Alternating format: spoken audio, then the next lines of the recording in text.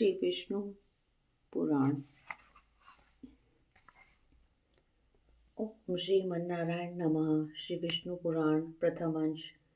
नारायणं नमस्कृत्य नरं चैव नरोत्तमं देवीं सरस्वतीं व्यासं ततो जयमुदीरयेत्।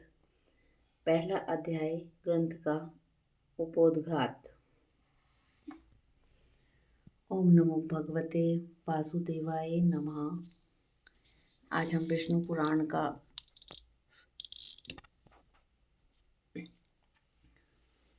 शुरू करने जा रहे हैं। आशा करती हूँ आप सभी को श्रीमद् भागवत महापुराण अच्छे से समझ आया होगा। श्री सूत जी बोले, मैत्रेय जी ने नित्य कर्मों से निवृत्त हुए मुनिवर पाराशर जी को प्रणाम कर एवं उनके चरण छूकर पूछा, हे गुरुदेव, मैंने आप ही से संपूर्ण वेद वेदांग और सकल धर्म शास्त्रों का क्रमशः अध्ययन किया है। हे मुनिश्रेष्ठ, आपकी कृपा से मेरे विपक्षी भी मेरे लिए यह नहीं कह सकेंगे कि मैंने संपूर्ण शास्त्रों के अभ्यास में परिश्रम नहीं किया।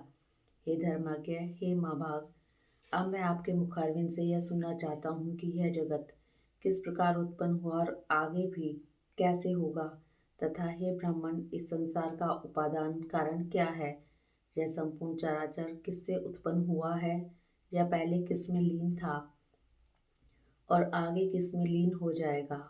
इसके अतिरिक्त भूतों का परिमाण, समुद्र पर्वत तथा देवता आदि की उत्पत्ति, पृथ्वी का अधिष्ठान और सूर्य आदि का परिणाम तथा उनका आधार, देवता आदि के वंश, मनु मनवंतर, चारों युगों में विभिन्न कल्प और कल्पों के विभाग, प्रलय का स्वरूप, युगों के पृथक पृथक संपूर्ण धर्म, देव ऋषि और राजर्षियों के चरित्र, श्री व्यास जी कृत वैदिक शाखाओं की यथावत रचना तथा ब्राह्मण आदि वर्ण और ब्रह्मचर्य आदि आश्रमों के धर्म, ये सब हे महामुनि शक्ति नंदन मैं आपसे सुनना चाहता हूँ।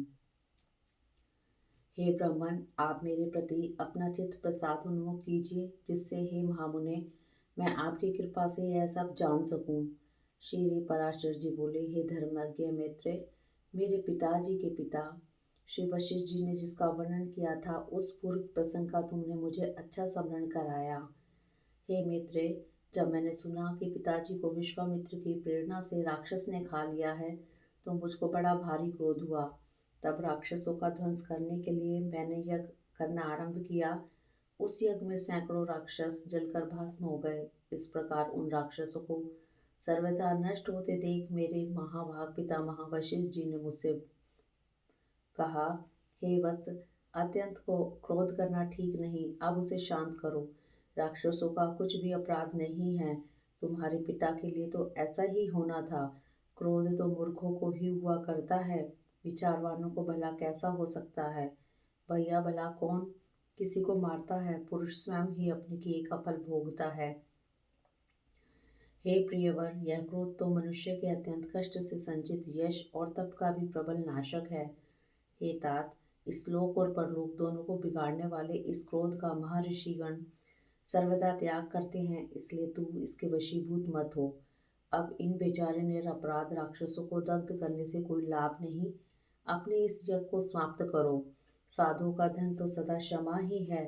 महात्मा दादाजी के इस प्रकार समझाने पर उनकी बातों के गौरव का विचार करके मैंने यह यज्ञ समाप्त कर दिया। इससे मुनिश्रेष्ठ भगवान वशिष्ठ जी बहुत प्रसन्न हुए। उसी समय ब्रह्मा जी के पुत्र पुलस्त्य जी वहां आए।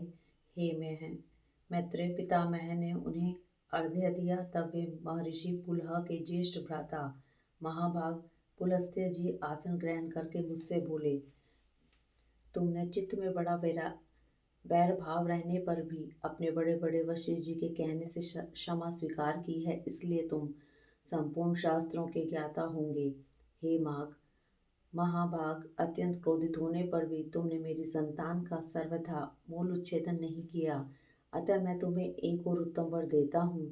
हे वत्स, तुम पुराण संहिता के वक्ता होंगे और देवताओं के यथार्थ स्वरूप को जानोगे, तथा मेरे प्रसाद से तुम्हारी निर्मल बुद्धि, प्रवृत्ति और निवृत्ति, भोग और मोक्ष के उत्पन्न करने वाले कर्मों में निसंदेह हो जाएगी। पुलस्त्य जी के इस प्रकार कहने के बाद फिर मेरे पितामह भगवान वशिष्ठ जी से बोले, पुलस्त्य जी ने जो कुछ कहा है वह सभी सत्य होगा।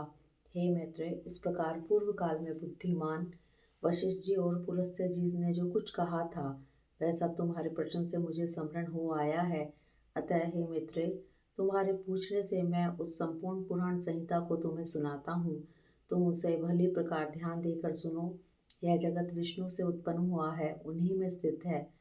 वे ही इसकी स्थिति और लय के कर्ता हैं तथा यह जगत भी वे ही हैं। इति श्री विष्णु पुराणे प्रथम अंशे प्रथम अध्याय। हरि ओम तत्सत।